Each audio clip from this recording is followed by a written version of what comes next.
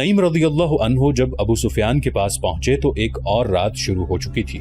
उस वक्त उनकी हड्डियां भी दुख रही थीं और उनकी जबान सूख गई थी। एक ही बार बेतहाशा पानी पीकर वो बोलने के काबिल हुए। अबू सुफियान नईम रज़ियल्लाहु अन्हु की दानिशमंदी और तदब्बुर से मुतासिर था। तुम्हारी हालत बता रही है कि तुम अपने लश्कर से नहीं आए। अबू सुफियान ने नईम रज़ियल्लाहु अन्हु से पूछा, कहां से आ रहे हो? बहुत दूर से। नईम रज़ियल्लाहु अन्हु बिन मसऊद ने जवाब दिया, जासूसी की एक मुहिम से आ रहा हूं। तुम लोग बनु कुरैज़ा के साथ मुआहिदा कर आए हो। क्या तुम भूल गए थे कि यहूदियों को हमारे साथ जो दिलचस्पी है वो सिर्फ इसलिए है कि वो इस्लाम को हमारे हाथों यहीं पर खत्म करा देना चाहते हैं। मैं बनु कुरैज़ा के 2 दोस्तों से मिलकर आया हूँ। मुझे मदीने का भी एक पुराना दोस्त मिल गया था। मुझे पता चला है कि काब बिन असद ने मोहम्मद सल्लल्लाहु अलैहि वसल्लम का साथ नहीं छोड़ा, बल्कि काब ने मुसलमानों को खुश करने का एक नया तरीका सोचा है। तुमने उसे कहा कि वो मदीने में मुसलमानों पर हमले करे। अब वो तुमसे कुरैश के सरकर्दा खानदानों के चंद अफराद यरगमाल में जमानत के तौर पर रखने के लिए मांगेगा, मगर उन्हें वो मुसलमानों के हवाले कर देगा और मुसलमान उन अफराद को कत्ल कर देंगे। फिर यहूदी मुसलमानों के साथ मिल जाएंगे और दोनों हम पर हमला कर देंगे। मैं तुम्हें खबरदार करने आया हूं कि यहूदियों को यरगमाल में अपना एक आदमी भी ना देना। खुदा की कसम नईम, अबू सुफियान ने कहा, अगर तुम्हारी ये बात सच निकली तो मैं बनु कुरैज़ा की बस्तियां उजाड़ दूंगा। काब बिन असद की लाश को मैं अपने घोड़े के पीछे बांधकर घसीटता हुआ मक्का ले जाऊंगा। उसने क्या सोचकर हमें धोखा देने की कोशिश की है? उसकी सोच पर आपने शराब और हसीन लड़कियों का तलिस्म तारी कर दिया है। नईम रज़ियल्लाहु अन्हु बिन मसूद ने कहा, क्या शराब और औरत किसी के दिल में खुलूस और दयानतदारी रहने देती है? उसे शराब और औरत किसने दी? अबू सुफियान ने कहा, क्या बदबख्त काब इतनी सी बात नहीं समझ सका कि मैंने उसके साथ जो मुआहिदा किया है उसमें उसकी कौम और उसके मजहब का तहफ़्फ़ुज़ है। अगर मोहम्मद का मजहब इसी तरह फैलता चला गया तो यहूदियत खत्म हो जाएगी। तुम यहूदियों को अभी तक नहीं समझ सके। नईम रज़ियल्लाहु अन्हु ने कहा, वो अपने दुश्मन पर भी जाहिर नहीं होने देते कि वो उसके दुश्मन हैं। हुई बिन अख्तब भी यहूदी है। उसने तुम्हारी तरफ से काब को शराब का निस्फ मटका और 2 निहायत हसीन लड़कियां दी हैं। मैं जब काब से मिला तो वो शराब में बदमस्त था और दोनों लड़कियां नीम बरहना हालत में उसके पास थीं। उसने बदमस्ती के आलम में मुझसे कहा कि वो अहले कुरैश को उंगलियों पर नचा रहा है। नईम, अबू सुफियान ने तलवार के दस्ते पर हाथ मारकर कहा, मैं मदीने से मुहासरा उठाकर बनु कुरैज़ा की नस्ल खत्म कर दूंगा। उसकी ये जुर्रत के कबीला कुरैश के सरकर्दा चंद अफराद को जमानत के तौर पर यरगमाल बनाकर रखना चाहता है। तुम्हें इतना नहीं भड़कना चाहिए अबू सुफियान। नईम रज़ियल्लाहु अन्हु ने कहा, ठंडे दिल से सोचो और फैसला कर लो कि काब को तुम एक भी आदमी यरगमाल में नहीं दोगे। मैं फैसला कर चुका हूँ। अबू सुफियान ने कहा, क्या तुम अहले मदीना की कोई खबर दे सकते हो? वो किस हाल में है? वो कब तक भूख बर्दाश्त करेंगे? नईम रज़ियल्लाहु अन्हु बिन मसऊद को अबू सुफियान के पांव उखाड़ने का मौका मिल गया। मैं हैरान हूँ अबू सुफियान। नईम रज़ियल्लाहु अन्हु ने कहा, अहले मदीना खुश और मुतमईन हैं। वहां भूख के कोई आसार नहीं। खुराक की कमी जरूर है, लेकिन अहले मदीना का जोश और जज्बा ऐसा है कि जैसे उन्हें खुराक की जरूरत ही नहीं। इसका मतलब ये हुआ कि हमारे मुहासरे का उन पर कोई असर नहीं हुआ? अबू सुफियान ने कहा, बिल्कुल नहीं। नईम रज़ियल्लाहु अन्हु बिन मसूद ने कहा, उन पर मुहासरे का ये असर है कि वो जोशो खरोश से फटे जा रहे हैं। हमारे यहूदी जासूस हमें बता रहे हैं कि मदीना में खुराक तकरीबन खत्म हो चुकी है। अबू सुफियान ने जरा परेशान होकर कहा, वो झूठ बोलते हैं। नईम रज़ियल्लाहु अन्हु ने उसे और ज्यादा परेशान करने के लिए कहा, मैं तुम्हें फिर कहता हूं कि यहूदियों पर भरोसा न करना। ये बताकर कि मुसलमानों की हालत अच्छी नहीं है, वो तुम्हें उकसा रहे हैं कि तुम मुसलमानों को कमजोर समझकर कहीं से खंदक अबूर कर लो और मदीने पर हमला कर दो। वो अहले कुरैश और मेरे कबीले गतफान को मुसलमानों के हाथों तबाह कराना चाहते हैं। मैं उनकी नीयत मालूम कर लेता हूँ। अबू सुफियान ने कहा और अपने गुलाम को आवाज दी, अकरमा और खालिद को बुला लाओ। अबू सुफियान ने गुलाम से कहा, नईम रज़ियल्लाहु अन्हु बिन मसऊद ये कहकर चले गए, मैं अपने सरदार गतफान को खबर करने जा रहा हूँ। खालिद और अकरमा आए तो अबू सुफियान ने उन्हें बताया कि नईम उसे काब बिन असद के मुतालिक क्या बता गए हैं। गैरों के सहारे लेकर लड़ाइयां नहीं लड़ी जाती अबू सुफियान। खालिद ने कहा, आपने ये तो सोचा ही नहीं कि बनु कुरैज़ा मुसलमानों के साए में बैठे हैं। वो जमीन के नीचे से मुसलमानों पर वार कर सकते हैं, लेकिन वो हैं तो मुसलमानों के रहमो करम पर। अगर आप लड़ने आए हैं तो जंगजुओं की तरह लड़ें। क्या ये सही नहीं होगा कि तुम दोनों में से कोई काब बिन असद के पास जाए? अबू सुफियान ने पूछा। हो सकता है कि उसने नईम से कहा हो कि वो हमसे यरगमाल मांगेगा, लेकिन तुम जाओ तो वो ऐसी शर्त पेश न करे। क्या तुम्हें नजर नहीं आ रहा कि तमाम का तमाम लश्कर नीम फाका कशी की हालत में है? کیا یہ لشکر خندق عبور کر سکتا ہے؟ یہی ایک صورت ہے کہ کعب مدینے کے اندر مسلمانوں پر شب خون مارنے کا انتظام کرے۔ میں جاؤں گا، اکرمہ نے کہا۔ میں آپ کو یہ بھی بتا دیتا ہوں کہ کعب بن اسد نے یرغمال کی شرط پیش کی تو میں آپ سے پوچھے بغیر معاہدہ منسوخ کر رہا ہوں گا۔ کیا میں بھی اکرمہ کے ساتھ چلا جاؤں؟ خالد نے ابو سفیان سے پوچھا۔ اس کا اکیلے جانا ٹھیک نہیں ہے۔ نہیں، ابو سفیان نے کہا، اگر خطرہ ہے تو میں 2 سالار ضائع نہیں کر سکتا۔ اکرمہ اپنی حفاظت کے لیے جتنے لشکری ساتھ لے جانا چاہتا ہے لے جائے۔ اکرمہ اسی وقت روانہ ہو گیا۔ اس کے ساتھ 4 لشکری تھے۔ اسے بڑی دور کا چکر کاٹ کر بنو قریظہ تک پہنچنا تھا۔ وہ جمعے کی رات اور تاریخ 14 مارچ 627 عیسوی تھی۔ جب اکرمہ خندق سے دور دور چلتا شیخین کے سلسلہ کوہ میں داخل ہوا اور کعب بن اسد کے گھر پہنچا۔ کعب کو معلوم تھا کہ اکرمہ کیوں آیا ہے۔ آؤ اکرمہ، کعب بن اسد نے کہا، میں جانتا ہوں کہ تم کیوں آئے ہو۔ تمہارے آنے کی ضرورت نہیں تھی، میں نے 10 دن کی مہلت مانگی تھی۔ کعب بن اسد نے اپنے غلام کو آواز دی۔ غلام آیا تو اس نے غلام سے شراب اور پیالے لانے کو کہا۔ پہلے میری بات سن لو کعب، اکرمہ نے 2 ٹوک لہجے میں کہا۔ میں شراب پینے نہیں آیا، مجھے بہت جلدی واپس جانا ہے۔ ہم محاصرے کو اور زیادہ طول نہیں دے سکتے۔ ہم کل مدینے پر حملہ کر رہے ہیں۔ تمہارے ساتھ ہمارا جو معاہدہ ہوا ہے اس کے مطابق تم مدینے میں ان جگہوں پر جو ہم نے تمہیں بتائی ہیں کل سے حملے شروع کر دو۔ ہمیں یہ بھی معلوم ہوا ہے کہ تم نے ظاہری طور پر ہمارے ساتھ معاہدہ کیا ہے، لیکن درپردہ تم نے وہ معاہدہ قائم رکھا ہے جو مسلمانوں کے ساتھ تم نے کیا ہے۔ اتنے میں ایک نہایت حسین لڑکی شراب کی سراہی اور پیالے اٹھائے کمرے میں داخل ہوئی۔ وہ اکرمہ کو دیکھ کر مسکرائی۔ اکرمہ نے اسے دیکھا تو اس کے چہرے پر سنجیدگی کا تاثر اور زیادہ گہرا ہو گیا۔ کعب، اکرمہ نے کہا، تم نے اپنا مذہب اور اپنی زبان ان چیزوں کے عوض بیچ ڈالی ہے جنہوں نے کبھی کسی کا ساتھ نہیں دیا۔ کعب بن اسد نے لڑکی کو اشارہ کیا تو وہ چلی گئی۔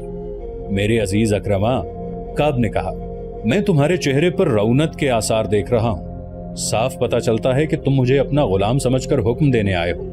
میں نے مسلمانوں کے ساتھ جو معاہدہ کیا تھا وہ بنو قریظہ کے تحفظ اور سلامتی کے لیے کیا تھا، اور میں نے جو معاہدہ تمہارے ساتھ کیا ہے وہ تمہاری فتح اور مسلمانوں کی شکست کی خاطر کیا ہے۔ مسلمانوں کو ختم کرنا میرے مذہب کا حکم ہے۔ تمہارے ساتھ معاہدہ نبھانا اسی سلسلے کی ایک کوشش ہے۔ اپنا مذہبی فریضہ ادا کرنے کے لیے میں تمہیں استعمال کروں گا۔ ہوئی بن اخطب سے میں نے کہہ دیا تھا کہ اہل قریش اور اہل غطفان مجھے بنو قریظہ کی سلامتی کی ضمانت دیں تاکہ ایسا نہ ہو کہ تم لوگ ناکام ہو جاؤ اور مسلمان ہم سے ظالمانہ انتقام لیں۔ نعیم رضی اللہ عنہ بن مسعود نے جو چنگاری ان لوگوں کے درمیان پھینک دی تھی وہ اکرمہ کے سینے میں سلگ رہی تھی۔ نعیم رضی اللہ عنہ نے اکرمہ کے ذہن میں ابو سفیان کی معرفت پہلے ہی ڈال دیا تھا کہ کعب افراد کی صورت میں ضمانت مانگے گا۔ کعب کی زبان سے ضمانت کا لفظ سنتے ہی اکرمہ بھڑک اٹھا۔ کیا تمہیں ہم پر اعتماد نہیں؟ اکرمہ نے غصیلی آواز میں کہا۔ کیا تم یہ سمجھتے ہو کہ ہم شاید بھول گئے ہیں کہ محمد ہمارا اور تمہارا مشترکہ دشمن ہے؟ میں یہ نہیں کہتا جو تم کہہ رہے ہو، کعب بن اسد نے کہا، لیکن میں یہ ضرور کہوں گا کہ اپنے مشترکہ دشمن کو جتنا میں جانتا ہوں اتنا تم نہیں جانتے۔ میں اعتراف کرتا ہوں کہ جو عقل خدا نے محمد کو دی ہے وہ ہم میں سے کسی کو نہیں دی۔ میں اس کی ضمانت چاہتا ہوں۔ کہو تمہیں کیسی ضمانت چاہیے؟ اکرمہ نے پوچھا۔ قبیلہ قریش کے چند ایک سرکردہ افراد ہمارے پاس بھیج دو، کعب بن اسد نے کہا۔ میں کوئی نئی بات نہیں کہہ رہا اکرمہ، یہ ہمارا تمہارا دستور ہے، اس رواج اور شرط سے تم واقف ہو۔ میں نے ضمانت کے طور پر یرغمال میں لینے والے آدمیوں کی تعداد نہیں بتائی، یہ تعداد تم خود مقرر کر لو۔ تم جانتے ہو کہ معاہدے کی خلاف ورزی کرو گے تو تمہارے ان سرکردہ افراد کو ہم قتل کر دیں گے، انہیں تم قتل نہیں کرو گے۔ اکرمہ نے بھڑکی ہوئی آواز میں کہا، تم انہیں مسلمانوں کے حوالے کر دو گے۔ کیا کہہ رہے ہو اکرمہ؟ کعب بن اسد نے حیرت اور پریشانی کے لہجے میں پوچھا۔ کیا تم مجھے اتنا ذلیل سمجھتے ہو کہ میں تمہیں یہ دھوکہ دوں گا کہ تمہارے قبیلوں کے سرداروں کو مسلمانوں کے ہاتھوں قتل کرواؤں گا؟ مجھ پر اعتبار کرو۔ یہودی پر اعتبار کرنا ایسا ہی ہے جیسے کسی سانپ پر اعتبار کر لیا ہو، اکرمہ نے غصے کے عالم میں کہا۔ اگر تم اپنے آپ کو اتنا ہی قابل اعتبار سمجھتے ہو تو کل مدینہ میں ان چھوٹے قلعوں پر حملے شروع کر دو جہاں پر مسلمانوں نے اپنی عورتوں اور بچوں کو رکھا ہوا ہے۔ کل؟ کعب نے کہا، کل ہفتے کا دن ہے۔ ہفتے کا دن یہودیوں کا ایک مقدس دن ہوتا ہے جسے ہم سبت کہتے ہیں۔ اس روز عبادت کے سوا ہم کوئی اور کام نہیں کرتے۔ کوئی یہودی سبت کے دن کوئی کام یا کاروبار کرے یا کسی پر حملہ کرے تو خدائے یہودا اسے انسان سے خنزیر یا بندر کی شکل میں تبدیل کر دیتا ہے۔ اکرمہ دیکھ چکا تھا کہ کعب بن اسد کی نیت ٹھیک نہیں ہے، وہ شراب پیتا چلا جا رہا تھا۔ اکرمہ نے شراب پینے سے انکار کر دیا تھا۔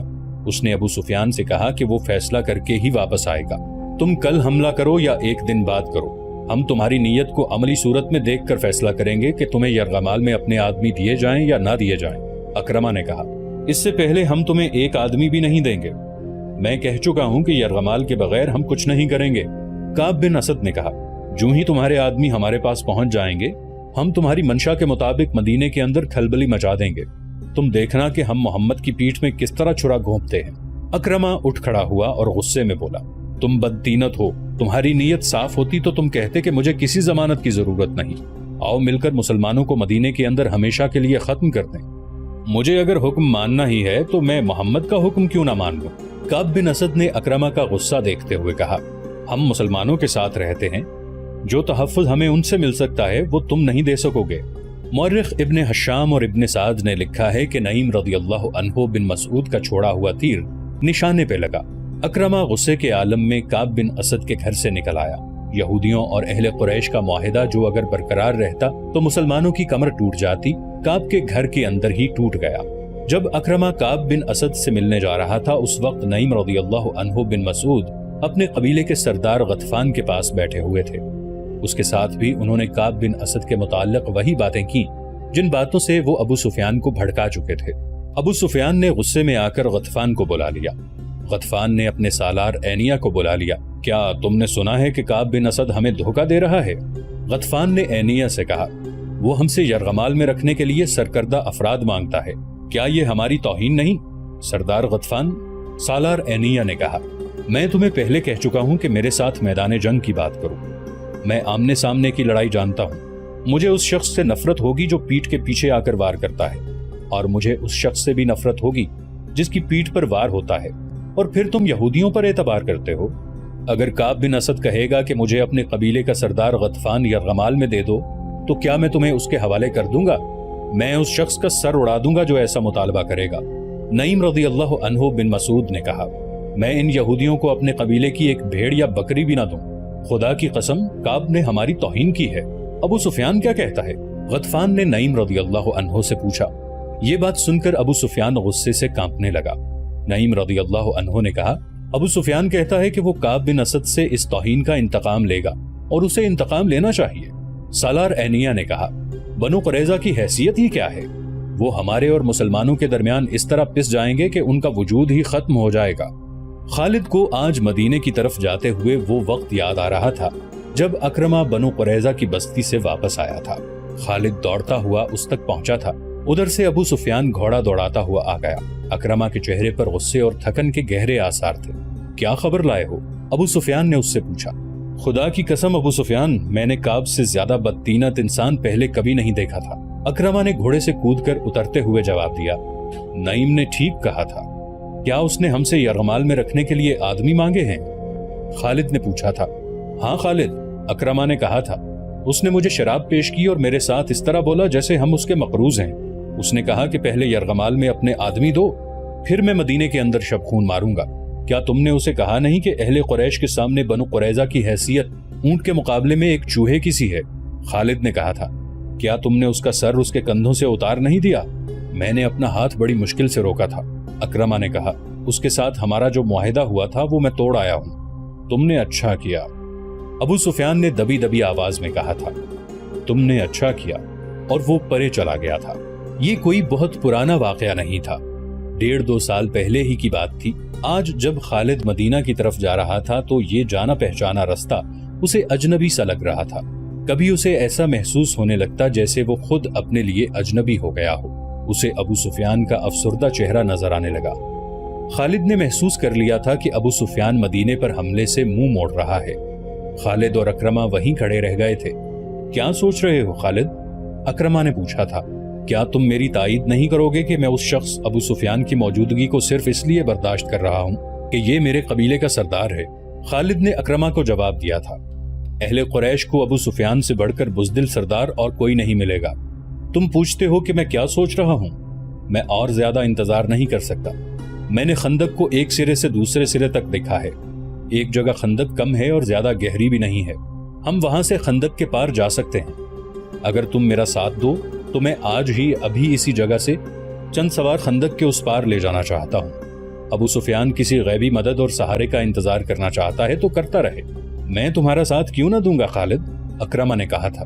کیا میں مسلمانوں کے ان کہکہوں کو برداشت کر سکوں گا جو اس وقت بلند ہوں گے جب ہم یہاں سے لڑے بغیر واپس چلے جائیں گے؟ چلو میں تمہارے ساتھ ہوں۔ وہ جگہ زباب کی پہاڑی کے مغرب اور سلا کی پہاڑی کے مشرق میں تھی، جہاں خندق کی چوڑائی اتنی تھی کہ گھوڑا اسے پھلانگ سکتا تھا۔ ضرورت شہ سوار کی تھی، پیادے خندق میں اتر کر اوپر چڑھ سکتے تھے۔ اسی جگہ کے قریب تقریباً سامنے مسلمانوں کی خیمہ گاہ تھی۔ خالد نے اکرمہ کو یہ جگہ دور سے دکھائی۔ پہلے میرے سوار خندق پھلانگیں گے، اکرمہ نے کہا، لیکن ابھی ہم تمام کا تمام سوار دستہ نہیں گزاریں گے، پار جا کر مسلمانوں کو ایک ایک سوار کے مقابلے کے لیے للکاریں گے، وہ اس رواج کی خلاف ورزی نہیں کریں گے۔ میرے ساتھ آؤ خالد، میں اپنے منتخب سوار آگے لاؤں گا، تم ابھی خندق کے پاس نہ جانا، اگر ہم دونوں مارے گئے تو اہل قریش کو سوائے ذلت کے اور کچھ نہ ملے گا۔ ابو سفیان کا دل محاصرے سے اٹھ چکا ہے، وہ لڑنے کے جذبے کو سرد کر چکا ہے۔ وہ مقام جہاں خندق گھوڑے کی لمبی چھلانگ سے پھلانگی جا سکتی تھی، ایسی اوٹ میں تھا جسے گشتی سنتری قریب آ کر ہی دیکھ سکتے تھے۔ اکرمہ نے 7 سوار منتخب کر لیے تھے، ان میں ایک قوی ہیکل بلکہ دیو قامت شخص عمرو بن عبدو بھی تھا، جس کی دھاک اس کی جسامت کی بدولت دور دور تک پھیلی ہوئی تھی۔ اکرمہ ان 7 سواروں کو مقررہ مقام سے کچھ دور تک اس اندازے سے لے گیا جیسے گھوڑوں کو ٹہلائی کے لیے لے جا رہا ہو۔ مسلمانوں کے سنتریوں کو ان پر شک نہ ہوا۔ سب سے پہلے میں خندق پھلانگوں گا، اکرمہ نے چلتے چلتے اپنے 7 سواروں سے کہا۔ کیا یہ ٹھیک نہیں ہوگا کہ سب سے پہلے میرا گھوڑا خندق کو پھلانگے؟ عمرو بن عبدو نے کہا۔ نہیں عمرو، اکرمہ نے کہا، پہلے میں جاؤں گا۔ اگر میرا گھوڑا خندق میں گر پڑا تو تم خندق پھلانگنے کی کوشش نہ کرنا، تمہارا سالار اپنی جان کی قربانی دے گا۔ یہ کہہ کر اکرمہ نے گھوڑے کی باگ کو جھٹکا دیا۔ گھوڑے کا رخ خندق کی طرف ہوا تو اکرمہ نے ایڑ لگا دی۔ عربی نسل کا گھوڑا ہوا سے باتیں کرنے لگا۔ اکرمہ نے لگام اور ڈھیلی کر دی اور گھوڑے کو پھر ایڑ لگائی۔ گھوڑے کی لگام اور تیز ہو گئی۔ خندق کے کنارے پر جا کر اکرمہ گھوڑے کی پیٹھ سے اٹھا اور آگے کو جھک گیا۔ گھوڑا ہوا میں بلند ہو گیا۔ خالد کچھ دور کھڑا دیکھ رہا تھا۔ قبیلہ قریش کے بہت سے لشکری دیکھ رہے تھے، زمین و آسمان دیکھ رہے تھے، تاریخ دیکھ رہی تھی۔ گھوڑے کے اگلے پاؤں خندق کے دوسرے کنارے سے کچھ آگے اور پچھلے پاؤں عین کنارے پر لگے۔ گھوڑا رفتار کے زور پر آگے چلا گیا۔ اس کی اگلی ٹانگیں دوہری ہو گئیں، اس کا منہ زمین سے لگا۔ اکرمہ گرتے گرتے بچا۔ گھوڑا بھی سنبھل گیا اور اکرمہ بھی۔ اسے اپنے پیچھے للکار سنائی دی، آگے نکل جاؤ اکرمہ۔ اکرمہ نے پیچھے دیکھا، عمرو بن عبدو کا گھوڑا ہوا میں اڑا آ رہا تھا۔ عمرو رکابوں پر کھڑا آگے کو جھکا ہوا تھا۔ کسی کو توقع نہیں تھی کہ اتنے وزنی سوار کے نیچے گھوڑا خندق پھلانگ جائے گا، لیکن گھوڑا اسی جگہ جا پڑا جہاں اکرمہ کا گھوڑا گرا تھا۔ عمرو کے گھوڑے کی ٹانگیں ایسی دوہری ہوئیں کہ منہ کے بل گرا اور ایک پہلو پر لڑک گیا۔ عمرو گھوڑے کی پیٹھ سے لڑک کر قلع بازیاں کھاتا گیا۔ ایک لمحے میں گھوڑا اٹھ کھڑا ہوا۔ ادھر عمرو اٹھا اور پلک جھپکتے میں گھوڑے پر سوار ہو گیا۔ اس کے پیچھے اکرمہ کے 2 سوار اکٹھے چلے آ رہے تھے۔ خندق کے کنارے پر آ کے دونوں سواروں نے اپنے گھوڑوں کی پیٹھیں خالی کر دی تھیں اور ان کی گردنوں پر جھکے ہوئے تھے۔ دونوں گھوڑے خندق پھلانگ آئے۔ اہل قریش کے لشکر نے داد و تحسین کے نعرے لگائے۔ اس شور سے مسلمان پہرے دار دوڑے آئے۔ اتنے میں اکرمہ کے 2 اور گھوڑے اپنے سواروں کو اٹھائے خندق کے کنارے سے ہوا میں اٹھے۔ ان کے پیچھے 7 میں سے باقی سواروں نے بھی اپنے گھوڑوں کو ایڑ لگا دی۔ تمام گھوڑے خندق پھلانگ آئے۔ ٹھہر جاؤ، اکرمہ نے مسلمان سنتریوں کو بلند آواز میں کہا۔ کوئی اور گھوڑا خندق کے اس طرف نہیں آئے گا۔ محمد کو بلاؤ، تم میں سے جو سب سے زیادہ بہادر ہے اسے لاؤ۔ وہ میرے ایک آدمی کا مقابلہ کر کے گرا لے تو ہم سب کو قتل کر دینا۔ خدا کی قسم، ہم تمہارا خون اس ریت پر چھڑک کر واپس چلے جائیں گے۔ مسلمانوں کی اجتماع گاہ میں کھلبلی بپا ہو چکی تھی۔ ایک شور تھا، قریش اور غطفان نے خندق عبور کر لی ہے۔ مسلمانوں، تمہارے امتحان کا وقت آ گیا ہے۔ ہوشیار، خبردار، دشمن آ گیا ہے۔ رسول اللہ صلی اللہ علیہ وآلہ وسلم نے مسلمانوں کو بے قابو نہ ہونے دیا۔ آپ صلی اللہ علیہ وآلہ وسلم نے دیکھ لیا تھا کہ اہل قریش خندق کے پار کھڑے قہقہ لگا رہے ہیں۔